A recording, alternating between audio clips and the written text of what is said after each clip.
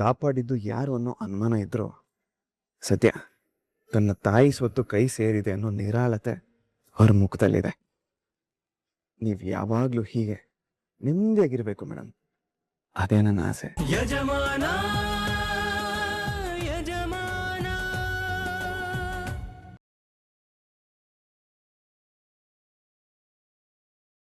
Raghu sir, Raghu sir, Raghu sir, sir ನಿಂತ್ಕೊಳ್ಳಿ sir. ನೀವು ಮಾಡ್ಕೊಂಡು ಬಂದಿರೋ ಕೆಲ್ಸಕ್ಕೆ ಅಳಬೇಕು ನಗಬೇಕು ಒಂದು ಗೊತ್ತಾಗ್ತಾ ಇಲ್ಲ ಸರ್. ಏನು ಮಾಡ್ಬೇಡ, ಸುಮ್ನೆ ಇದ್ಬಿಡು. ನೀವು ಝಾನ್ಸಿ ಮೇಡಮ್ ಮನ್ಸನ್ನ ಗೆಲ್ಬೇಕು ಅನ್ನೋ ಉದ್ದೇಶನ ಮರ್ತೋಗಿದ್ರೆ ಹೇಗೆ? ಯಾಕೆ ಈಗೇನೇನೋ ಮಾತಾಡ್ತಿದ್ಯಾರ? ನೀವು ಮಾಡಿರೋ ಎಡವಟ್ಟಿಗೆ ಸಿಕ್ಕಿರೋ ಅವಕಾಶ ಬಿಟ್ಟು ಬಂದಿರೋದಕ್ಕೆ ಏನು ಹೇಳಬೇಕು ಸರ್? ಏನು ಅವಕಾಶ ರಾಯ್? ಮೇಡಮ್ ನ ಇಂಪ್ರೆಸ್ ಮಾಡೋ ಅವಕಾಶ.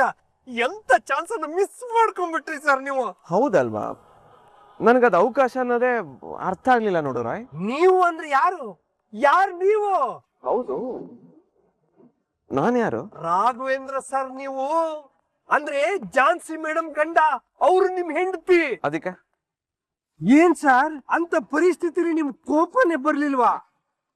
ಕೋಪ ಬಂದ್ರೆ ಏನ್ ಮಾಡಕ್ಕಾಗತ್ ರಾಯ್? ಈ ಮಾತ್ ನೀವ್ ಹೇಳ್ತಾ ಇದೀರಾ, ನಿಜವಾಗ್ಲೂ ನಿಮ್ ಬಾಯಿಂದನೇ ಬರ್ತಾ ಇದೀಯಾ? ನಾನೇ ಹೇಳ್ತಿರೋದು ರಾಯ್.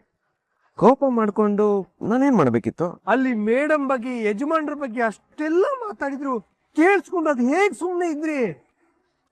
ಅದು ಅಲ್ಲದೆ ನೀವು ಮೇಡಮ್ ಗಂಡನಾಗಿ ಆ ಮನೆ ಅಳಿಯನಾಗಿ ಅದೆಲ್ಲ ಹೇಗ್ ಸರ್ ಸಹಿಸ್ಕೊಂಡ್ರಿ? ಗಂಡ ಅಳಿ ಅಂದ್ರೆ ಏನು? ನನ್ ಜವಾಬ್ದಾರಿ ಏನು ಅಂತ ಗೊತ್ತಾರ? ಇನ್ನೇನ್ ಸರ್, ಹೆಂಡತಿನ ಕಣ್ಣಿನ ರೆಪ್ಪೆ ತರ ಕಾಯನು, ಮನೆಯವ್ರ ಸುರಕ್ಷತೆ ಬಗ್ಗೆ ಕಾಳಜಿ ವಹಿಸೋನು. ಎಸ್, ನಾನು ಅವ್ರನ್ನ ಸೇಫಾಗಿ ಕರ್ಕೊಂಡು ಬಂದಿದ್ದೀನಲ್ಲ ರಾಯ್. ಆದ್ರೆ ಅವ್ರು ಅಷ್ಟೆಲ್ಲ ಮಾತಾಡಿದ್ನ ಕೇಳಿಸ್ಕೊಂಡು ಸುಮ್ಮನೆ ಬಿಟ್ಟು ಬಂದಿದ್ರಲ್ಲ ಸರ್. ಮತ್ತಿನ್ನೇನ್ ಮಾಡ್ಬೇಕಿತ್ತು? ಅದೇ ಸೇಫ್ ಗಾರ್ಡ್ ಮಾಡ್ಬೇಕಿತ್ತು, ನೀವು ಹೀರೋ ಆಗ್ಬೇಕಿತ್ತು. ಒಬ್ಬ ಹೀರೋ ಅಂದ್ರೆ 4 ಜನನ್ನ ಹೊಡೆಯೋನಲ್ಲ, ತನ್ನವ್ರನ್ನ ಕಾಪಾಡ್ಕೊಳ್ಳೋನು. ಒಬ್ಬ ಗಂಡನಾಗಿ ಹೆಂಡತಿನ ಮತ್ತೆ ಮೊಮ್ಮಗನ್ ಸ್ಥಾನದಲ್ಲಿ ನಿಂತ್ಕೊಂಡು ತಾತನ್ನ ಸೇಫ್ ಆಗಿ ಮನೆ ಕರ್ಕೊಂಡ್ ಬರೋದು ನನ್ನ ಪ್ರಿಯಾರಿಟಿ ಆಗಿರುತ್ತೆ ಹೊರತು ಅವ್ರ ಪ್ರಶ್ನೆಗೆ ಉತ್ತರ ಕೊಡೋದಲ್ಲ, ಆಕ್ಷನ್ಗೆ ರಿಯಾಕ್ಷನ್ ಮಾಡೋದಲ್ಲ. ಅದಕ್ಕೆ ನನಗೆಷ್ಟೇ ಕೋಪ ಬಂದ್ರು ಹಲ್ ಕಚ್ಕೊಂಡ್ ಬಂದೆ. ನೀವ್ ಹೇಳೋದೆಲ್ಲ ಓಕೆ, ಆದ್ರೆ ಮೇಡಮ್ ನಿಮ್ ಬಗ್ಗೆ ಈಗ ಏನ್ ತಿಳ್ಕೊಂಡಿರಲ್ಲ ಹೇಳಿ? ಮೇಡಮ್ ಏನು ಅನ್ಕೋತಾರೆ ಅಂತ ನಾನು ಆ ಜಾಗದಲ್ಲಿ ಆವೇಶ ಪಟ್ಟು ಒಂದ್ 4 ಜನದ ಮೇಲೆ ಕೈ ಮಾಡ್ದೆ ಅಂತಾನೆ ಇಟ್ಕೋ. ಅದೇ ಗ್ಯಾಪಲ್ಲಿ ಅವ್ರಲ್ಲಿ ಯಾರಾದ್ರೂ ಒಬ್ರು ಝಾನ್ಸಿ ಮೇಡಮ್ ಮೇಲೆ ಕೈ ಮಾಡಿದ್ರೆ ಅಷ್ಟೇ ಯಾಕೆ ತಾತನ್ ತಲೆ ಗುರಿ ಇಟ್ಟವನು ಟ್ರಿಗರ್ನ ಪ್ರೆಸ್ ಮಾಡಿದ್ರೆ ಏನಾಗ್ತಿತ್ತು ಅಂತ ಯೋಚನೆ ಮಾಡಿದ್ಯಾ? ನಿಮ್ಮ ಎಲ್ಲ ಮಾತು ಒಪ್ಕೋತೀನಿ ಸರ್, ಆದ್ರೆ ಝಾನ್ಸಿ ಮೇಡಮ್ ಆ ಜಾಗದ ಮೇಲೆ ಎಷ್ಟು ಆಸೆ ಇಟ್ಕೊಂಡಿದ್ರು ಅಂತ ನಿಮಗ್ ಗೊತ್ತಾರಾಗು ಸರ್. ಹೇಗಾದ್ರೂ ಮಾಡಿ ಆ ಜಾಗನ ನೀವು ಉಳಿಸ್ಕೊಟ್ಟಿದ್ರೆ ಮೇಡಮ್ ಮನ್ಸಲ್ಲಿ ಬೇರೆನೇ ಒಪಿನಿಯನ್ ಕ್ರಿಯೇಟ್ ಆಗಿರೋದು ಸರ್. ಮನುಷ್ಯ ಆಸ್ತಿನ ಸಂಪಾದನೆ ಮಾಡ್ತಾನೆ ಹೊರತು ಆಸ್ತಿಯಿಂದ ಮನುಷ್ಯನ ಸಂಪಾದನೆ ಮಾಡಕ್ಕಾಗಲ್ಲ. ಮಣ್ಣಿನ ಮೇಲೆ ಆಸೆ ಇರಬೇಕು. ನಮ್ಮವ್ರ ಮಣ್ಣಾದ್ರೂ ಪರವಾಗಿಲ್ಲ, ಆ ಮಣ್ಣು ಸಿಗ್ಲೇಬೇಕು ಅಂತ ಯೋಚನೆ ಮಾಡಬಾರ್ದು ರಾಯ್. ಆ ಜಾಗ ಮೇಡಮ್ಗೆ ಸೇರ್ಲೇಬೇಕು ಅನ್ನೋದೇ ಇದ್ರೆ ಯಾವುದೋ ಒಂದು ರೂಪದಲ್ಲಿ ಮೇಡಮ್ಗೆ ಸೇರುತ್ತೆ. ತಲೆ ಕೆಡ್ಸ್ಕೋಬೇಡ.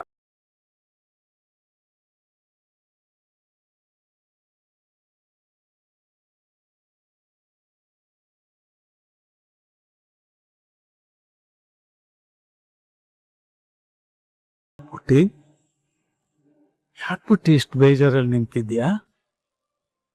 ನಾವ್ ಏನೇ ಮಾಡೋಕ್ ಹೋದ್ರು ಆ ಕಾಲದ ನಿರ್ಧಾರನ ನಮ್ ಕೈ ಮೇಲೆ ತಪ್ಸೋದಿಕ್ಕೆ ಸಾಧ್ಯ ಇಲ್ಲಮ್ಮ. ಅದೇನ್ ಆಗ್ಬೇಕು ಅಂತಿದ್ಯೋ ಅದೇ ಆಗತ್ತೆ. ಇದ್ರ ಬಗ್ಗೆ ಹೆಚ್ಚು ಯೋಚನೆ ಮಾಡಕ್ ಹೋಗ್ಬೇಡಮ್ಮ, ಬಿಟ್ಟಾಕು. ಹಾಗಾದ್ರೆ ಅಮ್ಮನ ಆಶ್ರಮದ ಕನ್ಸಾಗಿ ಉಳಿಲಿ ಅಂತ ಹೇಳ್ತಿದ್ಯಾ ತಾತ? ಕನಸು ನನಸಾಗಿಲ್ಲ ಅಂತ ಕನಸು ಕಾಣೋ ಕಣ್ಣನ್ನೇ ಕಿತ್ಕೊಳಕ್ ಆಗತ್ತಮ್ಮ. ದೇವ್ರು ಅಂತ ಒಬ್ಬ ಇದಾನಮ್ಮ, ಕೆಲವು ಸಾರ್ತಿ ಆಗೋ ಅನಾಹುತನ ತಡೀತಾನೆ, ಅದವನ್ ಕರ್ತವ್ಯ. ಅವನು ಅನಾಹುತನ ತಡ್ದಿಲ್ಲ, ಅಮ್ಮನ ಆಸೆನ ಕೊಂದಿದ್ದಾನೆ. ಸತ್ತಿರೋ ಅಮ್ಮನ ಹೆಸರಲ್ಲಿ ಆಶ್ರಮ ಕಟ್ಬೇಕು ಅಂತ ಬುನಾದಿ ಹಾಕ್ಬೇಕು ಅನ್ಕೊಂಡೆ, ಅದೇ ಸಮಾಧಿ ಮಾಡಿದಾನೆ. ನಿನ್ಗೆ ಹೇಗಮ್ಮ ಹೇಳಿ? ನಿನ್ಗೆ ಯಾವ ತರ ಅರ್ಥ ಮಾಡಿಸ್ಲಿ ನನಗ್ ಗೊತ್ತಾಗ್ತಾ ಇಲ್ವೇ? ನೀವ್ ನನ್ನಿಂದ ಏನು ಮುಚ್ಚಿಡ್ತಿಲ್ಲ ತಾನೆ? ನೋಡಮ್ಮ, ನಿನ್ನ ಅಮ್ಮ ಝಾನ್ಸಿ, ಏನಮ್ಮ ಮುಚ್ಚಿಡ್ತಾರೆ? ಮುಚ್ಚಿಡೋದಕ್ಕೆ ಏನಿದೆ ಹೇಳು? ನೀನು ಬೇಜಾರ್ ಮಾಡ್ಕೊಂಡಿದ್ಯಲ್ಲ ಅದಕ್ಕೆ ಎಲ್ಲ ಸಮಾಧಾನ ಮಾಡ್ತಿಕ್ ನೋಡ್ತಾ ಇದಾರೆ ಅಷ್ಟೆ. ಇಲ್ಲ ಅತ್ತೆ, ತಾತ ಮನ್ಸಲ್ಲಿ ಏನೋ ಇಟ್ಕೊಂಡು ಒದ್ದಾಡ್ತಿದ್ದಾರೆ, ಅದಕ್ಕೆ ಈ ರೀತಿ ಎಲ್ಲ ಮಾತಾಡ್ತಿದ್ದಾರೆ. ಆಶ್ರಮ ಕಟ್ಟೋ ವಿಚಾರದಲ್ಲಿ ಮೊದ್ಲಿದ್ದ ಆಸಕ್ತಿ ಇವಾಗಿಲ್ಲ. ಇವಾಗ ನಿಂತಿರೋದೇ ಸರಿ ಅನ್ನೋ ರೀತಿ ರಿಯಾಕ್ಟ್ ಮಾಡ್ತಿದ್ದಾರೆ. ಅಂದ್ರೆ ಬೇರೆನೇ ಇದೆ. ಸತ್ಯ ಏನು ಅಂತ ಹೇಳಿ ತಾತ.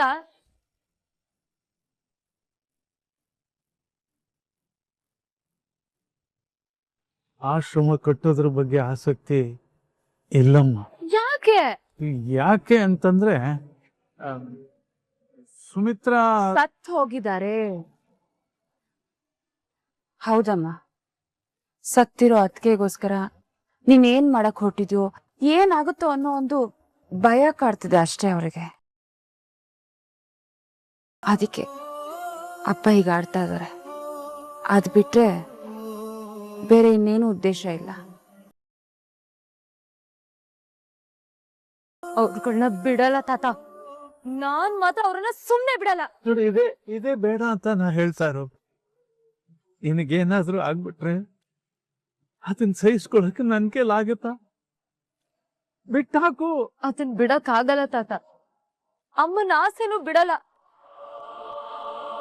ಹಾಗೆ ಅವ್ರಗಳ್ನು ನಾನ್ ಸುಮ್ನೆ ಬಿಡಲ್ಲ. ಆ ಪೊರ್ಕಿ ನಿನಗ್ ಗನ್ ಹಿಡ್ದಿಲ್ಲ ಅಂದಿದ್ರೆ ಅವ್ರಗಳ್ಗೊಂದ್ ಕತ್ತಿ ಕಾಣಿಸ್ತಿದ್ದೆ. ಅದು ಬಿಡಿ ತಾತ, ಆ ಇದ್ದೆ ಜಾಗು ನಾನ್ ಸನ್ನೆ ಮಾಡ್ದಾಗ್ಲೇ ದೊಣ್ಣೆ ತಗೊಂಡ್ ಆ ಗೂಂಡಾಗ್ ಹೊಡೆದಿದ್ರೆ ಮಿಕ್ಕಿದವ್ರಿಗೆಲ್ಲ ನಾನ್ ಸರಿಯಾಗಿ ಪಾಠ ಕಲಿಸ್ತಿದ್ದೆ. ಪ್ರಾಣ ಭಯದಿಂದ ಎಲ್ಲಾನು ಹಾಳು ಮಾಡ್ಬಿಟ್ಟ. ನಾನು ಬರ್ತಿರೋ ಕೋಪಕ್ಕೆ. Jhansi, stop it. ಅವನೊಬ್ಬ ಯೂಸ್ಲೆಸ್ ಫೆಲೋ. ಅವನ ಬಗ್ಗೆ ಯೋಚನೆ ಮಾಡಿ ನೀನ್ ಇಷ್ಟೊಂದು ಕೋಪ ಮಾಡ್ಕೊಳ್ತಿದ್ಯಲ್ಲಮ್ಮ. ಬಿಟ್ಟಾಕು. ನಿಮ್ ಮಗ ಕೂಡ ಅದೇನೆ. ಕಡೆ ಪಕ್ಷ ಅವನು ನನ್ ಕೈಯಲ್ಲಿ ಆಗಲ್ಲ, ನನ್ ರಿಸ್ಕ್ ತಗೊಳೋದಿಲ್ಲ ಅಂತ ಹೇಳಿ ಸುಮ್ನಾದ. ಆದ್ರೆ ನಿಮ್ ಮಗ ಅಲ್ಲಿ ಹೋಗಿ ಒಳ್ಳೆ ಬಫೂನ್ ತರ ನಿಂತಿದ್ದ. ಇದು ನನ್ನ ಕಡೆಯಿಂದ ಆಗಿರೋ ತೊಂದರೆಗೆ ಪ್ಲೀಸ್ ಬೇಡ ಅನ್ಬಿಡಿ, ತಗೊಳ್ಳಿ.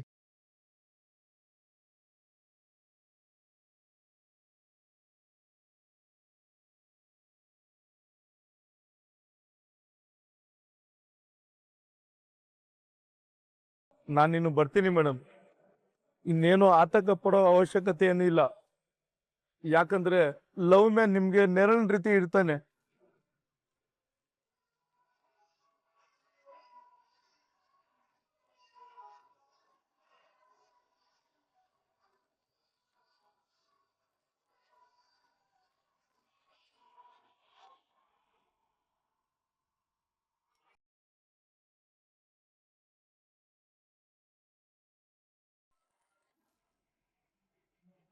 ಮಂಜುಳಾ, ಯಾಕೆ ಏನು ಮಾತಾಡ್ತಾನೆ ಇಲ್ಲ? ಯಾಕೋ ಗೊತ್ತಿಲ್ಲ ಅತ್ತೆ, ಪಲ್ಲವಿ ಫೋನೇ ರಿಸೀವ್ ಮಾಡ್ತಾ ಇಲ್ಲ. ಅಷ್ಟಕ್ಕೆ ಯಾಕೆ ಬೇಜಾರ್ ಮಾಡ್ಕೊಂಡಿದ್ಯಾ? ಇನ್ನೊಂದ್ಸಲ ಕಾಲ್ ಮಾಡು. ಸರಿ ಬಾವ.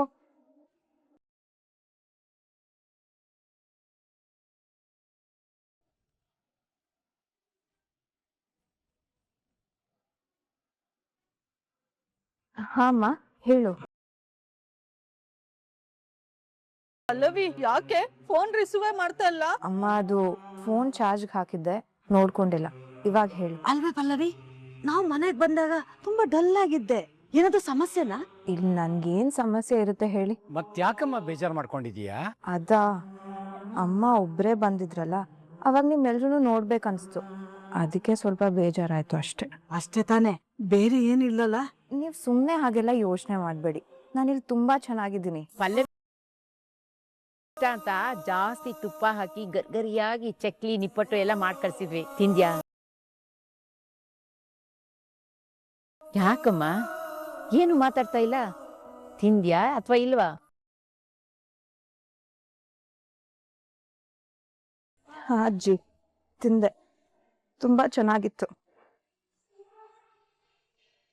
ಥ್ಯಾಂಕ್ಸ್ ಅಜ್ಜಿ. ಆ ಥ್ಯಾಂಕ್ಸ್ ನೀನೇ ಇಟ್ಕೋ.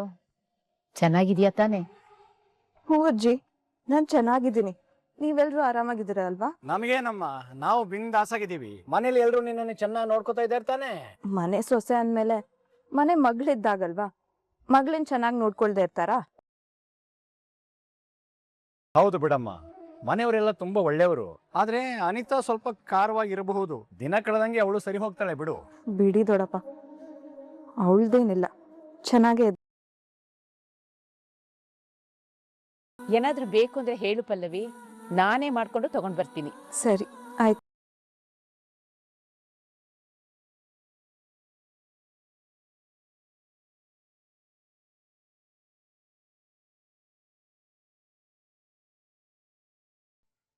ಕಾಪಾಡಿದ್ದು ಯಾರು ಅನ್ನೋ ಅನುಮಾನ ಇದ್ರು ಸತ್ಯ ತನ್ನ ತಾಯಿ ಸ್ವತ್ತು ಕೈ ಸೇರಿದೆ ಅನ್ನೋ ನಿರಾಳತೆ ಅವ್ರ ಮುಖದಲ್ಲಿದೆ.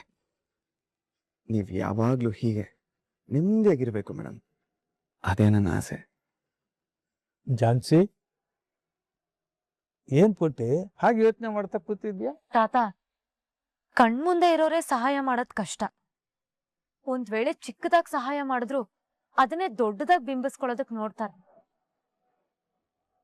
ಅಂಥದ್ರಲ್ಲಿ ಯಾರೋ ಒಬ್ಬ ವ್ಯಕ್ತಿ ನನ್ ಕೈ ತಪ್ಪ ಹೋಗ್ತಿದ್ದ ಆಸ್ತಿನ ವಾಪಸ್ ಬರೋ ಹಾಗೆ ಮಾಡಿದಾನೆ. ಆದ್ರೂ ತನ್ನ ಗುರ್ತನ್ನ ಮುಚ್ಚಿಟ್ಕೊಂಡಿದ್ದಾನೆ. ಅದ್ ಯಾರ್ ತಾತ? ನಮಿಗೂ ಅವನ್ಗೂ ಏನ್ ಸಂಬಂಧ ಇದೆ ಅಂತ ಈ ಕೆಲ್ಸ ಮಾಡಿದಾನೆ? ಈಗ ನಡೆದಿರೋ ಘಟನೆ ಎಲ್ಲ ನೋಡ್ತಾ ಇದ್ರೆ ಅದನ್ನೆಲ್ಲ ಕಣ್ಣಾರ ನೋಡಿದ್ದೀವಲ್ವಾ. ಆದ್ರೆ ನನ್ಗನ್ಸುತ್ತೆ ಇದು ಯಾವುದೋ ಜನ್ಮದ ಸಂಬಂಧ ಅಲ್ಲ, ಈ ಜನ್ಮದ್ದೇ ಸಂಬಂಧ ಇರಬಹುದು ಅಂತ ಅನ್ನಿಸ್ತಾ ಇದೆಮ್ಮ.